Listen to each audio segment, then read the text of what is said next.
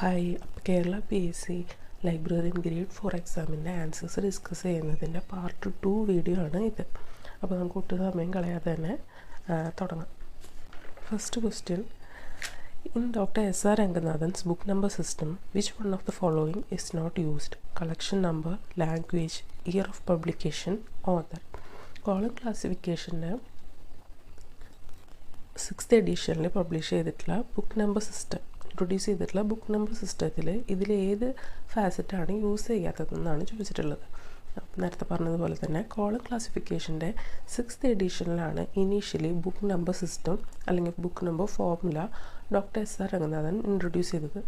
ആ ബുക്കിൻ്റെ ഫോർമുലയാണ് LFYA.V-S:(C:)G. ഇതിൽ L ഫാസറ്റ് എന്ന് പറയുന്നത് ലാംഗ്വേജ് ഫാസറ്റാണ്. ആ ബുക്ക് അല്ലെങ്കിൽ ആ ഡോക്യുമെൻ്റ് ഏത് ഭാഷയിലാണോ ഉള്ളത്, ഇംഗ്ലീഷാണോ, ജർമ്മൻ, പഞ്ചാബി, തമിഴ്, ഏത് ലാംഗ്വേജിലാണോ ഉള്ളത് അതിനെ സൂചിപ്പിക്കുന്ന ഫാസറ്റാണ് L ഫാസറ്റ്. അടുത്തത് F ഫാസറ്റ്. F ഫാസറ്റ് എന്ന് പറഞ്ഞിട്ടുണ്ടെങ്കിൽ ഫോം. ആ ഡോക്യുമെൻ്റ് ഏത് ഫോമിലാണ് ഇരിക്കുന്നത്, ഡാറ്റ ബുക്കായിട്ടാണോ, പിക്ചറാണോ, ഗ്രാഫാണോ, സിനിമ ഫിലിമാണോ, ലെറ്റർ, സിമ്പോസിയം, ഇൻഡെക്സ്, ഇതൊക്കെ കാണിക്കുന്നതാണ് F ഫാസറ്റ്, ഫോം. അടുത്തത് Y ഫാസറ്റ്. Y ഫാസറ്റിലുള്ളത് ഇയർ ആണ്.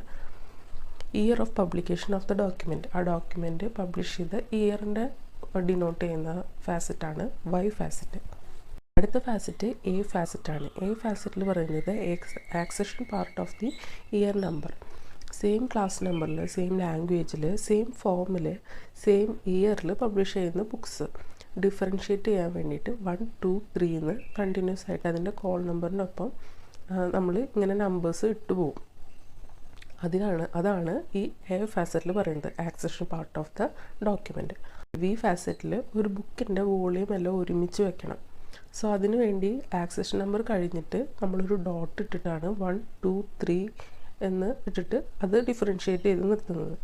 മറ്റേതിൽ ആക്സഷൻ നമ്പറിൽ നമ്മൾ ഡയറക്റ്റ് 1, 2, 3 എന്ന് ഇടുമ്പോൾ വോളിയമിൽ നമ്മൾ ഡോട്ട് ഇട്ടതിന് ശേഷം വേണം 1, 2, 3 എന്ന് ഡിനോട്ട് ചെയ്യാനായിട്ട്. അടുത്ത ഫാസറ്റാണ് S ഫാസറ്റ്, സപ്ലിമെൻ്റ്.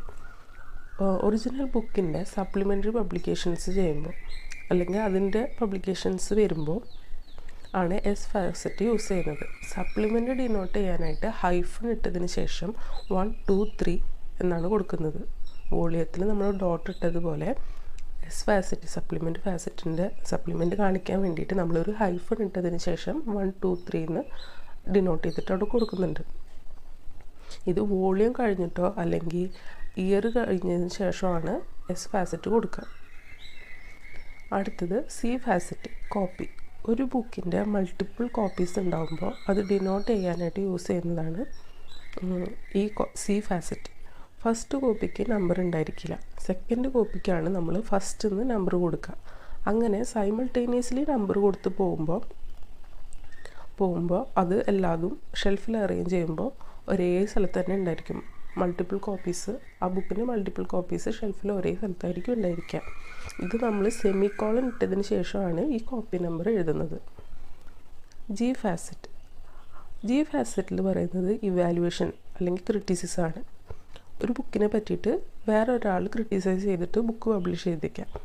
അങ്ങനെ വരുന്ന ബുക്സും ആ ഒറിജിനൽ ബുക്സിൻ്റെ ഒപ്പം ആണ് ഷെൽഫിൽ പ്ലേസ് ചെയ്യുക. അത് തിരിച്ചറിയാൻ വേണ്ടിയിട്ടാണ് ആ ബുക്ക് നമ്പറിൻ്റെ ഒപ്പം ആഡ് ചെയ്യുന്നത്. ഇത് ഇതിൻ്റെ ക്രിറ്റിസിസം ബുക്കാണ് തിരിച്ചറിയാൻ വേണ്ടിയിട്ടാണ് ഇങ്ങനെ ഈ ഒരു ഫാസറ്റ് കൊടുത്തിട്ട് അതിനെ വേർതിരിച്ച് വയ്ക്കുന്നത്. ഇത് ബുക്ക് നമ്പറിൻ്റെ ഒപ്പം ലെറ്റർ G ആഡ് ചെയ്യും. എങ്ങനെ, കോളൻ ഇട്ടതിന് ശേഷം ലെറ്റർ G ആഡ് ചെയ്യും. അങ്ങനെയാണ് ഇത് ഇന്ന ബുക്കിൻ്റെ ക്രിറ്റിസിസമാണ് അല്ലെങ്കിൽ ഇന്ന ബുക്കിൻ്റെ ഇവാലുവേഷൻ ആണെന്ന് നമുക്ക് തിരിച്ചറിയാനായിട്ട് സാധിക്കും. സോ നമ്മളിവിടെ പറയാത്ത എൻറ്റിറ്റി ഏതാണ് ഈ ക്വസ്റ്റ്യനിൽ? ഓതറിൻ്റെ എൻറ്റിറ്റിയാണ് നമ്മളിവിടെ പറയാത്തത്.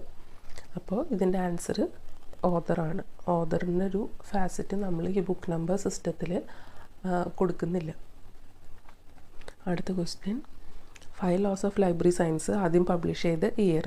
5 laws ഓഫ് ലൈബ്രറി സയൻസിൻ്റെ ബുക്കാണ് ചോദിക്കുന്നത്. ബുക്ക് പബ്ലിഷ് ചെയ്തത് 1931 ആ ബുക്കിൻ്റെ name the 5 Laws of library science എന്നാണ്. Author doctor SR Ranganathan. Foreword കൊടുത്തിരിക്കുന്നത് PS ശിവസ്വാമി അയ്യർ. ഇൻട്രൊഡക്ഷൻ കൊടുത്തിരിക്കുന്നത് WCB സേയേഴ്സ് ആണ്. പബ്ലിഷർ മദ്രാസ് ലൈബ്രറി അസോസിയേഷൻ ആണ്. Year of publication 1931. ഇപ്പോൾ അല്ലെങ്കിൽ റീപ്രിൻ്റ് എഡിഷൻസ് പബ്ലിഷ് ചെയ്യുന്നത് ESS പബ്ലിക്കേഷൻസ് ആണ്.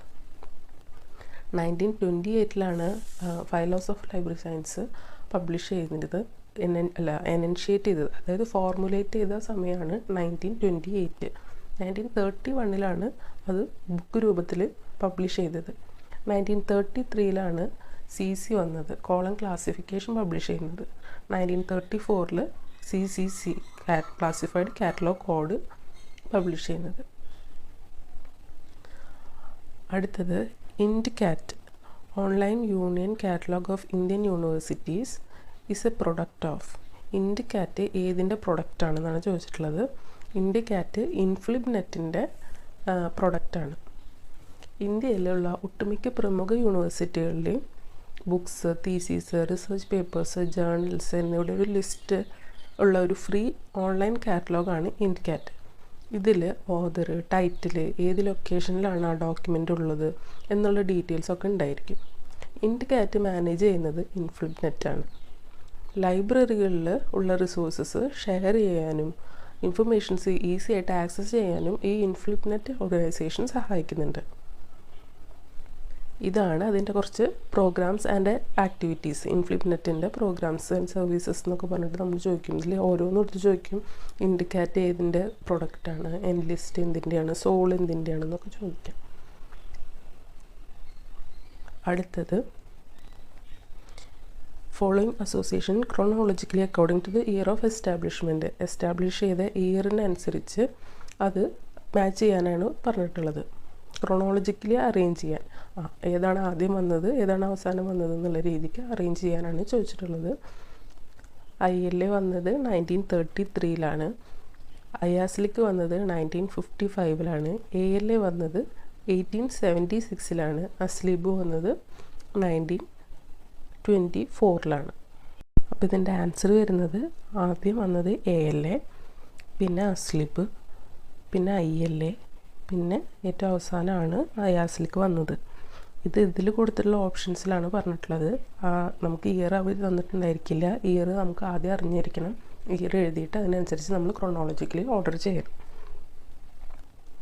ഇനി നാഷണൽ ലൈബ്രറി വീക്ക് ഇന്ത്യയിൽ എപ്പോഴാണ് ഒബ്സർവ് ചെയ്യുന്നത്? ഇന്ത്യയിൽ November 14th to 20th ആണ് ലൈബ്രറി വീക്ക്, നമ്മൾ നാഷണൽ ലൈബ്രറി വീക്ക് സെലിബ്രേറ്റ് ചെയ്യുന്നത്. പൊതുജനങ്ങളിൽ വായനാശീലം വളർത്താനും ലൈബ്രറീസിൻ്റെ ഇമ്പോർട്ടൻസ് പ്രൊമോട്ട് ചെയ്യാനുമാണ് എല്ലാ ഇയറിലും November 14th to 20 വരെ ഇന്ത്യയിൽ നാഷണൽ ലൈബ്രറി വീക്ക് ആഘോഷിക്കുന്നത്. ഇനി അതിൻ്റെ അടിയിൽ കൊടുത്തിട്ടുള്ളതൊന്ന് അത് വായിച്ചു നോക്കിയാൽ മതി. അടുത്തത് bibliography of bibliographies is the example of. Bibliography of bibliography ഏത് സോഴ്സിൻ്റെ എക്സാമ്പിളാണ്? അപ്പോൾ ഏതിൻ്റെയാണ്? ടെർഷ്യറി സോഴ്സിൻ്റെ എക്സാമ്പിളാണ്. 3 ടൈപ്സ് ഓഫ് ഡാറ്റ സോഴ്സസ് ആണ് മെയിനായിട്ട് പഠിക്കാനുള്ളത്. Primary sources, secondary sources, tertiary sources. ആദ്യമായി പബ്ലിഷ് ചെയ്തതോ റിപ്പോർട്ട് ചെയ്തതോ അല്ലെങ്കിൽ റെക്കോർഡ് ചെയ്തതോ ആയിട്ടുള്ള ഒറിജിനൽ മെറ്റീരിയൽ അല്ലെങ്കിൽ ഫ്രഷ് ഇൻഫർമേഷനുള്ള സോഴ്സസിനെയാണ് നമ്മൾ പ്രൈമറി സോഴ്സസ് എന്ന് പറയുന്നത്. പ്രൈമറി സോഴ്സിൻ്റെ എക്സാമ്പിളാണ് primary periodicals, journals, interviews, technical reports, dissertations, conference papers, patents, diaries, അങ്ങനെ. സെക്കൻഡറി സോഴ്സസ് എന്ന് പറഞ്ഞിട്ടുണ്ടെങ്കിൽ പ്രൈമറി സോഴ്സിൽ നിന്നും കിട്ടുന്ന ഇൻഫർമേഷൻസ് ഇൻ്റർപ്രറ്റ് ചെയ്യുകയോ അല്ലെങ്കിൽ അനലൈസ് ചെയ്യുകയോ ചെയ്തിട്ട് വരുന്നതാണ് സെക്കൻഡറി സോഴ്സസ്. സെക്കൻഡറി സോഴ്സസിൻ്റെ എക്സാമ്പിൾ എന്താ? Biographies, indexing and abstracting periodicals, reviews, magazines, newspaper, textbook, dictionaries, encyclopaedias, yearbooks, അങ്ങനെ. ടെർഷ്യറി സോഴ്സസ് എന്നത് പ്രൈമറി, സെക്കൻഡറി സോഴ്സുകളിൽ നിന്നുള്ള ഇൻഫർമേഷൻസ് കമ്പൈൻ ചെയ്തിട്ടോ സമ്മറൈസ് ചെയ്തിട്ട് കാണിക്കുന്ന സോഴ്സസാണ് ടെർഷ്യറി സോഴ്സസ്. ടെർഷ്യറി സോഴ്സസിൽ യൂഷ്വലി ഒരു ഓതേഴ്സിനും ക്രെഡിറ്റ് കൊടുക്കില്ല, ഓതേഴ്സിനെ മെൻഷൻ ചെയ്യാറില്ല ടെർഷ്യറി സോഴ്സസിൽ. അതിൻ്റെ എക്സാമ്പിൾസാണ് bibliographies of bibliographies, guides to literatures, പിന്നെ directories, listing primary and secondary periodicals, ഇങ്ങനെയുള്ള ഡയറക്ടറീസും ബിബ്ലിയോഗ്രഫി ഓഫ് ബിബ്ലിയോഗ്രഫീസിലൊന്നും എന്താണ് ഒരു ഓഥറിനെ മെൻഷൻ ചെയ്തിട്ടുണ്ടായിരിക്കില്ല. അതൊരു ഓഥറിന് മാത്രമായിട്ട് ക്രെഡിറ്റ് ചെയ്ത് കൊടുക്കുന്ന സോഴ്സസ് അല്ല, ഇൻഫർമേഷൻസ് അല്ല. അതിനെ അങ്ങനത്തെ സോഴ്സസിന് പറയുന്നതാണ് ടെർഷ്യറി സോഴ്സസ്. അടുത്തത് dash is the list of difficult terms. ഏതാണ്? Glossary is the list of difficult terms ആണ്. ഡിഫിക്കൾട്ട് ടേംസും അതിൻ്റെ ഡെഫിനിഷൻസും കൊടുക്കുന്ന ഭാഗത്തിനാണ് ഗ്ലോസറി എന്ന് പറയുന്നത്. ഇതെപ്പോഴും ഒരു ബുക്കിൻ്റെയോ ഡോക്യുമെൻറ്റിൻ്റെയോ എൻഡിലായിരിക്കും ഉണ്ടായിരിക്കുക. അതിനെയാണ് ഗ്ലോസറി എന്ന് പറയുന്നത്. ഇതിൻ്റെ ബാക്കി ഓപ്ഷൻസ് ഡിസ്കസ് ചെയ്തിട്ടുണ്ട്, അതിലൊരു ബ്രേക്ക് ഡൗൺ ചെയ്ത് കൊടുത്തിട്ട് വായിച്ചു നോക്കിയാൽ മനസ്സിലാവും. അടുത്തത് match the following: MEDLARS, INSPEC, Compendex, ERIC. Science abstract, resources in education, index medicus, engineering index. ഇങ്ങനെയാണ് മാച്ച് ചെയ്യുന്നത്. മെഡലാർസ് മെഡിക്കൽ റിസർച്ച് ആക്സസ് ചെയ്യാനും ഓർഗനൈസ് ചെയ്യാനും വേണ്ടിയിട്ട് national library of medicine develop ചെയ്ത കീ ടൂൾസാണ് മെഡലാർസും ഇൻഡെക്സ് മെഡിക്കസും. മെഡിക്കൽ റിസർച്ച് ആക്സസ് ചെയ്യാനും ഓർഗനൈസ് ചെയ്യാനും. അപ്പോൾ മെഡലാർസ്, ഇൻഡെക്സ് മെഡിക്കസ്. അടുത്തത് ഇൻസ്പെക്ട് ഡാറ്റാബേസ് പ്രൈമറിലി ഫോക്കസ് ചെയ്തിരിക്കുന്നത് ഫിസിക്സ്, ഇലക്ട്രിക്കൽ എഞ്ചിനീയറിംഗ് പോലുള്ള സബ്ജക്ട്സ് ആണ്. ഇത് മെയിൻലി അബ്സ്ട്രാക്ട്സ് ആൻഡ് ഇൻഡെക്സിംഗ് ആണ് പ്രൊവൈഡ് ചെയ്യുന്നത്. അപ്പോൾ ഇൻസ്പെക്ട് സയൻസ് അബ്സ്ട്രാക്റ്റ് ആണ്. അടുത്തത് കോമ്പൻഡെക്സ്. കോമ്പൻഡെക്സ് എന്ന് പറഞ്ഞിട്ടുണ്ടെങ്കിൽ ആ ടേമിൽ തന്നെ കാണിക്കാം കമ്പ്യൂട്ടറൈസ്ഡ് എഞ്ചിനീയറിംഗ് ഇൻഡെക്സ്. എഞ്ചിനീയറിംഗ് ലിറ്ററേച്ചേഴ്സിൻ്റെ ബിബ്ലിയോഗ്രഫിക് ഡാറ്റാബേസ് ആണ് കോമ്പൻഡെക്സ്. ഇതിൽ സയൻറ്റിഫിക് ആയിട്ടും ടെക്നിക്കൽ ജേർണൽസ്, കോൺഫറൻസ് പ്രൊസീഡിങ്സ് ഒക്കെയാണ് ഉണ്ടായിരിക്കുക. അപ്പോൾ കോമ്പൻഡെക്സ് ഒരു engineering index. ERIC educational related resources ഉള്ള ഡിജിറ്റൽ ലൈബ്രറിയാണ് ERIC. Educational resources information centre ആണ് എറിക്കിൻ്റെ ഫുൾ ഫോം. അപ്പോൾ എന്താ? റിസോഴ്സസ് ഇൻ എഡ്യൂക്കേഷനുള്ള റിസോഴ്സസ് നമുക്ക് എവിടെ നിന്നാണ് കിട്ടുക? എറിക്കിൽ നിന്നാണ് കിട്ടുക. അടുത്തത് ഫൈൻഡ് ദി ഓഡ് വൺ. ഇതിൽ ഓഡ് വൺ ആയിട്ടുള്ളത് ബയോസിസ് ആണ്. കാരണം വിദ്യാനിധി, ദ്യുതി ആൻഡ് ശോധഗംഗ ഇതെല്ലാം ഡിജിറ്റൽ റെപ്പോസിറ്ററീസ് ആണ്. ബയോസിസ് ഒരു ബിബ്ലിയോഗ്രഫിക്കൽ ഡാറ്റാബേസ് ആണ്. അതുകൊണ്ട് ഇതിൽ ഓഡ് വൺ ബയോസിസ് ആണ്. അടുത്തത് Liz world is an example of. Liz world ഏതിൻ്റെ എക്സാമ്പിളാണ്? ലിസ് പോർട്ടലിൻ്റെ എക്സാമ്പിളാണ് Liz world. Library and information science resources like news, job postings, articles etcetera എല്ലാം പ്രൊവൈഡ് ചെയ്യുന്ന ഒരു സെൻട്രലൈസ്ഡ് പ്ലാറ്റ്ഫോമാണ് ലിസ് പോർട്ടൽ എന്ന് പറയുന്നത്. സോ ലിസ് വേൾഡ് ലിസ് പോർട്ടലിൻ്റെ എക്സാമ്പിളാണ്. അതിൻ്റെ ബാക്കി ഡീറ്റെയിൽസ് ഒന്ന് ബ്രീഫായിട്ട് പറഞ്ഞു പോകാം. ബാക്കി ഓപ്ഷൻസ്: ലൈബ്രറി ഗേറ്റ് വേ എന്ന് പറഞ്ഞാൽ ഒരു ഇൻസ്റ്റിറ്റ്യൂഷൻ്റെ ഉള്ളിൽ തന്നെ അവരുടെ ലൈബ്രറി കാറ്റലോഗും കളക്ഷൻസിൻ്റെ ആക്സസും പ്രൊവൈഡ് ചെയ്യുന്നതാണ് ലൈബ്രറി ഗേറ്റ് വേ. ലൈബ്രറി ഡാറ്റാബേസ് എന്ന് പറഞ്ഞിട്ടുണ്ടെങ്കിൽ ആർട്ടിക്കിൾസ്, അബ്സ്ട്രാക്ട്സ് പോലുള്ള സ്ട്രക്ചേർഡ് ഡാറ്റ സ്റ്റോർ ചെയ്ത് വെക്കുന്ന ഒരു സ്പേസിനെയാണ് നമ്മൾ ലൈബ്രറി ഡാറ്റാബേസ് എന്ന് പറയുന്നത്. അടുത്തത് among the following which one is not a formal channel of communication. തന്നിരിക്കുന്നതിൽ ഫോർമൽ ചാനൽ അല്ലാത്തത് ഏതാണെന്നാണ് ചോദിച്ചിട്ടുള്ളത്. Face to face discussion, telephone, internet, mass media. അതിൽ മാസ് മീഡിയ ആണ് ഫോർമൽ ചാനൽ അല്ലാത്തത്, not a formal channel. Face to face ഡിസ്കഷനിൽ എപ്പോഴും ഒരു ഡെക്കോറം ഉണ്ടാവും. ഡിസ്കഷൻസ് സ്ട്രക്ചേർഡ് ആയിരിക്കും. ഒരു ഇൻ്റർവ്യൂവിന് പോകുമ്പോൾ അവിടെ ഫേസ് ടു ഫേസ് ആണ് കോൺവെർസേഷൻ നടക്കുന്നത്. അതൊരു ഫോർമൽ വേയിലായിരിക്കും കണ്ടക്ട് ചെയ്യുന്നുണ്ടായിരിക്കും. അത് അതിൻ്റെ സ്ട്രക്ചർ ഒരു ഫോർമൽ വേയിലായിരിക്കും. ഡയറക്റ്റ് കമ്മ്യൂണിക്കേഷനാണ് അവിടെ നടക്കുന്നത്. അതിനെയാണ് ഫേസ് ടു ഫേസ് ഡിസ്കഷൻസ് എന്ന് പറയുന്നത്. ടെലിഫോൺ കമ്മ്യൂണിക്കേഷൻസ് ആണ് മെയിൻലി ഓരോ ഓഫീസിലും ഇൻസ്റ്റിറ്റ്യൂഷൻസിലും അല്ലെങ്കിൽ ഓർഗനൈസേഷനിലൊക്കെ യൂസ് ചെയ്യുന്നത്. ഇൻ്റർവ്യൂ കോൾസിനായാലും ബുക്ക് പർച്ചേസ് ചെയ്യാനായാലും മീറ്റിങ്സ്, അപ്പോയിൻമെൻറ്റ്സ് ഒക്കെ ഫിക്സ് ചെയ്യാൻ വേണ്ടിയിട്ട് ടെലിഫോൺസ് ആണ് യൂസ് ചെയ്യുന്നത്. ഇൻ്റർനെറ്റ് ഒരു ഓർഗനൈസേഷനിൽ ഇമെയിൽ വഴിയുള്ള കമ്മ്യൂണിക്കേഷൻസ്, അതുപോലെ ഒഫീഷ്യൽ മീറ്റിങ്സ് ഒക്കെ കണ്ടക്ട് ചെയ്യുന്നതിന് ഇൻ്റർനെറ്റ് വഴിയാണ് കമ്മ്യൂണിക്കേഷൻ നടക്കുന്നത്. അതെന്താ? അപ്പോൾ ഒരു ഫോർമൽ ചാനലാണ്, കമ്മ്യൂണിക്കേഷന് വേണ്ടിയിട്ടുള്ള ഒരു ഫോർമൽ ചാനലാണ് internet. Google Meet, Zoom Meet അങ്ങനെയുള്ള കാര്യങ്ങളൊക്കെ ഇൻ്റർനെറ്റ് വഴിയാണ് നമുക്ക് ചെയ്യാനായിട്ട് സാധിക്കുക. പക്ഷേ മാസ് മീഡിയ എന്ന് പറയുന്നത് ഒരു നോൺ ഫോർമൽ കമ്മ്യൂണിക്കേഷൻ ചാനലാണ്. ഇത് മെയിൻലി യൂസ് ചെയ്യുന്നത് പബ്ലിക്കിനോട് കമ്മ്യൂണിക്കേറ്റ് ചെയ്യാനാണ്. ഇതൊരു ഓർഗനൈസേഷൻ സ്ട്രക്ചറിൽ യൂസ് ചെയ്യില്ല. ഇതിന് ഒരു സ്ട്രക്ചർ ഉണ്ടായിരിക്കില്ല, സ്ക്രിപ്റ്റഡ് ആയിരിക്കില്ല. അതായത് റേഡിയോ ബ്രോഡ്കാസ്റ്റിംഗ്, സോഷ്യൽ മീഡിയാസ് ഒക്കെയാണ് മാസ് മീഡിയയിൽ വരുന്നത്. സോ അതുകൊണ്ട് തന്നെ ഇതൊരു ഫോർമൽ വേ അല്ല. Which is arranged in correct order. Correct ഓർഡറിൽ ഏതാണ് അറേഞ്ച് ചെയ്തിരിക്കുന്നത്? ഡാറ്റ, ഇൻഫർമേഷൻ, നോളജ്, വിസ്ഡം, ഇങ്ങനെയാണ് ഇതിൻ്റെ ഓർഡർ പോകുന്നത്. ഡാറ്റ എന്ന് പറയുന്നത് raw, facts and values. Information എന്ന് പറഞ്ഞിട്ടുണ്ടെങ്കിൽ പ്രോസസ്ഡ് ആൻഡ് ഇൻ്റർപ്രറ്റഡ് ഡാറ്റയാണ്. ആ റോ ഫാക്ട്സ് ആയിട്ടുള്ള സാധനം നമ്മളൊന്ന് ഇൻ്റർപ്രറ്റ് ചെയ്യുക, അല്ലെങ്കിൽ അത് പ്രോസസ്സ് ചെയ്ത് വരുന്നതാണ് ഇൻഫർമേഷൻ. അതിനൊരു മീനിങ് ഉണ്ടായിരിക്കും. ബേസിക് ക്വസ്റ്റ്യൻസ് ആയിട്ടുള്ള വാട്ട്, ഹൂ, വെൻ, വെയർ എല്ലാത്തിനും ആൻസർ ചെയ്യാനായിട്ട് പറ്റുന്നതാണ് ഇൻഫർമേഷൻ എന്ന് പറയുന്നത്. അടുത്തത് നോളേജ്. Knowledge analysed ഇൻഫർമേഷനാണ്. ഇത് മിക്കപ്പോഴും ഹൗ ക്വസ്റ്റ്യൻസിനാണ് ആൻസർ ചെയ്യുന്നത്. അനലൈസ്ഡ് ഇൻഫർമേഷനാണ് നോളേജ് എന്ന് പറയുന്നത്. വിസ്ഡം എന്ന് പറയുന്നത് നോളേജ് ഉപയോഗിച്ച് തിങ്ക് ചെയ്യാനും കൃത്യമായ ജഡ്ജ്മെൻറ്റിൽ എത്തിച്ചേരാനുമുള്ള എബിലിറ്റിയാണ് വിസ്ഡം. നോളേജ് വഴിയാണ് നമുക്ക് വിസ്ഡം കിട്ടുന്നത്. അപ്പോൾ ഇതിൻ്റെ order data, information, knowledge, wisdom. അടുത്തത് in which year Shannon and Weaver model developed. Shannon and Weaver model develop ചെയ്ത ഇയർ 1949 1949 ഇറങ്ങിയ ഈ ഷാനൻ ആൻഡ് വീവർ മോഡലിനെ എന്തായിട്ടും അറിയപ്പെടുന്നുണ്ട്? മാത്തമാറ്റിക്കൽ മോഡൽ ഓഫ് കമ്മ്യൂണിക്കേഷൻ എന്നും അറിയപ്പെടുന്നുണ്ട്. അടുത്തത് ഫൈൻഡ് ദി ഓഡ് വൺ. ഇതിൽ തന്നിരിക്കുന്നതിൽ ഓഡ് വൺ എന്താണ്? Newspaper, learned periodicals, broadcasting media, magazine. Broadcasting media ആണ് ഇതിലത്തെ ഓഡ് വൺ. കാരണം newspaper, learned periodicals, magazines എല്ലാം പ്രിൻ്റ് മീഡിയത്തിലാണ് വരുന്നത്. പക്ഷേ ബ്രോഡ്കാസ്റ്റിംഗ് മീഡിയ എങ്ങനെയാണ്? ത്രൂ റേഡിയോ, ടെലിവിഷൻ ട്രാൻസ്മിഷൻസ്, അങ്ങനെയാണ് ബ്രോഡ്കാസ്റ്റിംഗ് മീഡിയ കമ്മ്യൂണിക്കേഷൻ ചെയ്യുന്നത്. ഇതിനൊരു പ്രിൻ്റ് ഫോർമാറ്റ് ഉണ്ടായിരിക്കില്ല. അടുത്തത് D Lib magazine is the example of. D Lib magazine ഏതിൻ്റെ എക്സാമ്പിളാണ്? ഡീലിപ് മാഗസിൻ ഒരു ഓപ്പൺ ആക്സസ് ജേർണലാണ്. പബ്ലിഷ്ഡ് കണ്ടൻസ് റെസ്ട്രിക്ഷൻസ് ഇല്ലാതെ ഫ്രീ ആയിട്ട് ആക്സസ് ചെയ്യാനായിട്ട് സാധിക്കും. അവിടെ എന്താണ്, പബ്ലിഷ്ഡ് ആർട്ടിക്കിൾസിന് നമുക്കൊരു സബ്സ്ക്രിപ്ഷൻ ബാരിയർ ഇല്ലാതെ തന്നെ ഏതൊരാൾക്കും വായിക്കാനും ഡൗൺലോഡ് ചെയ്യാനും ഷെയർ ചെയ്യാനായിട്ട് സാധിക്കും. ഇതിനെയാണ് ഓപ്പൺ ആക്സസ് ജേർണൽസ് എന്ന് പറയുന്നത്.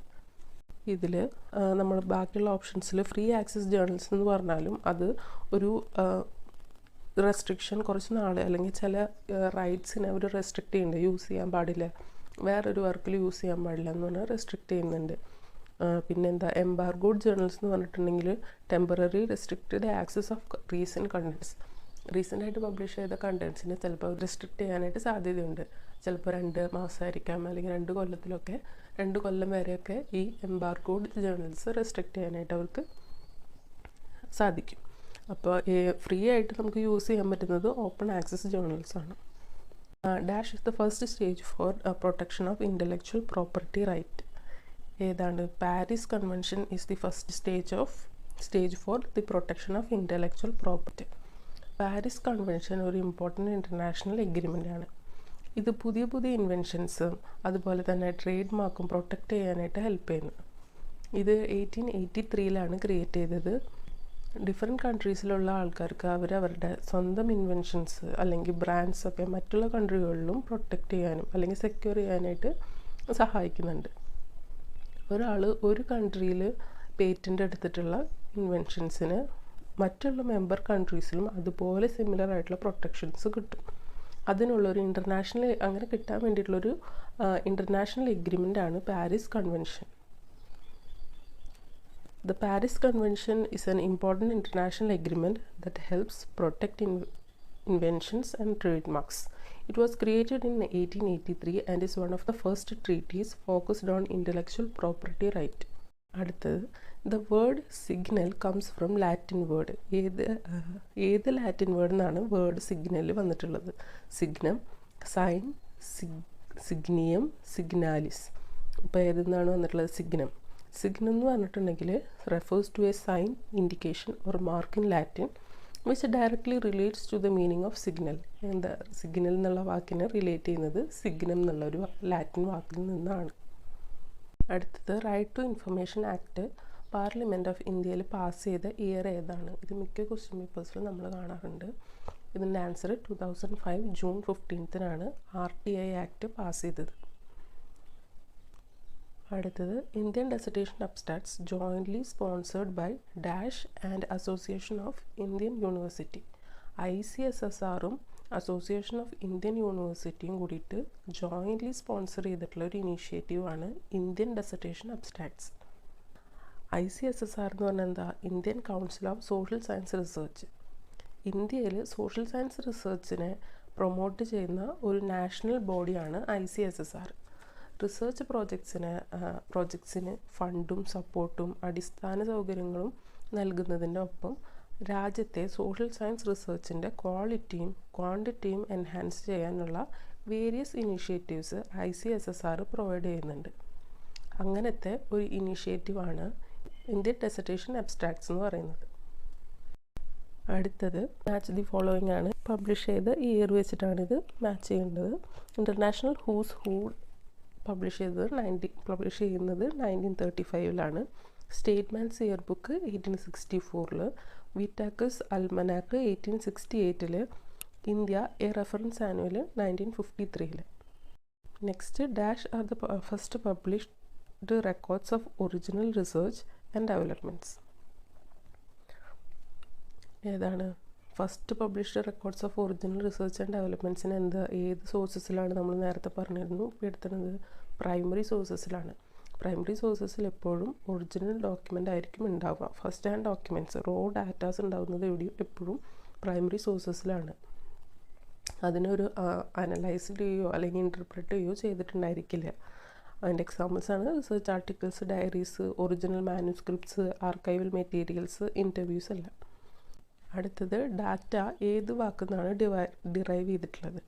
ഡാറ്റം എന്നുള്ള വാക്കുന്നാണ് ഡാറ്റ എന്ന വേർഡ് ഡിറൈവ് ചെയ്തിരിക്കുന്നത്.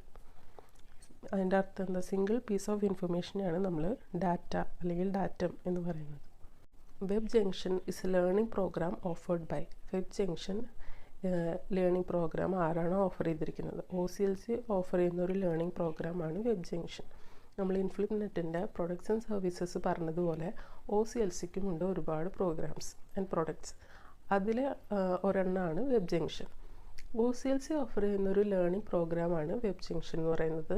ലൈബ്രറി സ്റ്റാഫ്സിന് ഓൺലൈൻ ട്രെയിനിങ് അതുപോലെ റിസോഴ്സ് പ്രൊവൈഡ് ചെയ്യുന്ന പ്രോഗ്രാമാണ് ഇത്. ലൈബ്രറി സ്റ്റാഫ് എന്ന് പറയുമ്പോൾ ലൈബ്രറി വോളണ്ടിയേഴ്സ് ആവാം, ലൈബ്രറി അഡ്മിനിസ്ട്രേഷന്, ലൈബ്രറി പ്രൊഫഷണൽസിനുമാണ് ട്രെയിനിങ്ങും റിസോഴ്സസും ഇത് പ്രൊവൈഡ് ചെയ്യുന്നത്. അടുത്തത് DELNET was registered as a society in. DELNET ഒരു സൊസൈറ്റി ആയിട്ട് രജിസ്റ്റർ ചെയ്തത് ഏത് ഇയറിലാണ്? 1992. ഇന്ത്യയിലുള്ള ലൈബ്രറീസിൻ്റെ റിസോഴ്സസ് ഷെയർ ചെയ്യാനും പ്രൊമോട്ട് ചെയ്യാനും എസ്റ്റാബ്ലിഷ് ചെയ്തൊരു സൊസൈറ്റിയാണ് ഡെൽനെറ്റ്. Resource description access RDA was first published in. ഏത് ഇയറിലാണ് RDA പബ്ലിഷ് ചെയ്തത്? RDA ഇൻട്രൊഡ്യൂസ് ചെയ്തിരിക്കുന്നത് 2010. RDA ഡെവലപ്പ് ചെയ്തിരിക്കുന്നത് joint steering committee for development of RDA ആണ്, JSC, ജോയിൻറ്റ് സ്റ്റിയറിംഗ് കമ്മിറ്റി. ഇത് പബ്ലിഷ് ചെയ്യുന്നത് American library association, Canadian library association, CILIP, ഇത് മൂന്നും കൂടിയാണ് ഈ RDA പബ്ലിഷ് ചെയ്തിരുന്നത്. ഇതിൻ്റെ ഓൺലൈൻ പ്ലാറ്റ്ഫോമായിട്ടുള്ള RDA ടൂൾ കിറ്റ് മെയിൻറ്റെയിൻ ചെയ്യുന്നത് ALA പബ്ലിഷിംഗ് ആണ്. ഇത് RDA ഡിസൈൻ ചെയ്തിരിക്കുന്നത് തന്നെ AACR2നെ റീപ്ലേസ് ചെയ്യാൻ വേണ്ടിയിട്ടാണ്. ഇതിൻ്റെ കീ ഫീച്ചേഴ്സ് എന്ന് പറഞ്ഞിട്ടുണ്ടെങ്കിൽ ഇത് മെയിനായിട്ട് FRBR, FRAD മോഡൽസിനെ ബേസ് ചെയ്തിട്ടാണ് ഇത് ഡെവലപ്പ് ചെയ്തിരിക്കുന്നത്. പിന്നെന്താ, ലിങ്ക്ഡ് ഡാറ്റേനെയും സെമാൻറ്റിക് വെബ് ആപ്ലിക്കേഷൻസിനെയും സപ്പോർട്ട് ചെയ്യുന്നുണ്ട്. RDA ടൂൾ കിറ്റ് നേരത്തെ പറഞ്ഞതുപോലെ ഇത് RDAയുടെ ഓൺലൈൻ പ്ലാറ്റ്ഫോമാണ്. Providing access to the full RDA standard and related tools. RDA tool kit എന്താ, സബ്സ്ക്രിപ്ഷൻ ബേസ്ഡ് ആണ് കൊടുക്കുന്നത് അവർ. AACR2ഉം RDAയും തമ്മിലൊരു ഡിഫറൻസ് നോക്കുകയാണെങ്കിൽ AACR2 റൂൾസ് ബേസ്ഡ് സ്ട്രക്ചറാണ്. പിന്നെന്താ, അതിനകത്ത് ലിമിറ്റഡ് ആയിട്ടുള്ള ഡിജിറ്റൽ റിസോഴ്സസേ സപ്പോർട്ട് ചെയ്യുന്നുള്ളൂ. ആംഗ്ലോ അമേരിക്കൻ ഫോക്കസ്ഡ് ആണ് AACR2, not an FRBR based model. RDA എന്ന് പറഞ്ഞിട്ടുണ്ടെങ്കിൽ ഇതൊരു പ്രിൻസിപ്പിൾ ബേസ്ഡ് സ്ട്രക്ചറാണ്. ഇത് ഫുള്ളി എല്ലാ ഡിജിറ്റൽ റിസോഴ്സിനെയും സപ്പോർട്ട് ചെയ്യുന്നുണ്ട്. പിന്നെന്താ, ഗ്ലോബൽ ആപ്ലിക്കബിലിറ്റിയാണ്. ആർക്ക് വേണമെങ്കിലും ഗ്ലോബലി യൂസ് ചെയ്യാൻ പറ്റുന്ന രീതിയിലാണ് ഇത് ഡിസൈൻ ചെയ്തിട്ടുള്ളത്. ഇത് FRBRും FRAD മോഡൽസും ബേസ് ചെയ്തിട്ടാണ് RDA ഡിസൈൻ ചെയ്തിട്ടുള്ളത്. അപ്പോൾ ഈ പാർട്ടിൽ ഇത്രയും ക്വസ്റ്റ്യൻസ് ആണ് ഉള്ളത്. ഇനി കൂടുതൽ ക്വസ്റ്റ്യൻസ് ആയിട്ട് നെക്സ്റ്റ് പാർട്ടിൽ കാണാം. Thank you.